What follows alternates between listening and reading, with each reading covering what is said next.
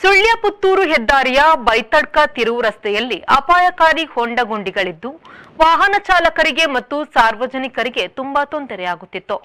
ಈ ಬಗ್ಗೆ ಹೈವೇ ಅಧಿಕಾರಿಯವರ ಗಮನಕ್ಕೆ ತರಲಾಗಿದ್ದು ತಕ್ಷಣ ಎಚ್ಚೆತ್ತ ಅವರು ಜೆಸಿಬಿ ಮೂಲಕ ಕಾಮಗಾರಿಯನ್ನು ನಡೆಸಿ ಸುಗಮ ಸಂಚಾರಕ್ಕೆ ಅನುವು ಮಾಡಿಕೊಟ್ಟಿದ್ದಾರೆ.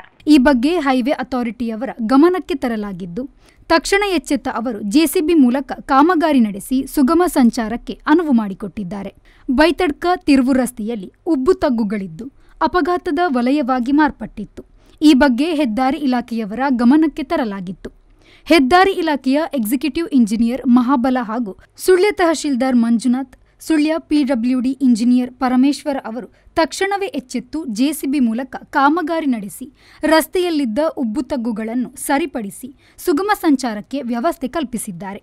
ಅಧಿಕಾರಿಗಳ ಕಾರ್ಯಕ್ಕೆ ಸಾರ್ವಜನಿಕರು ಮತ್ತು ವಾಹನ ಚಾಲಕರಿಂದ ಪ್ರಶಂಸೆ ವ್ಯಕ್ತವಾಗಿದೆ. ಪುಷ್ಪರಾಜ್ ಶೆಟ್ಟಿ, ವಿ4 ನ್ಯೂಸ್, ಸುಳ್ಯ.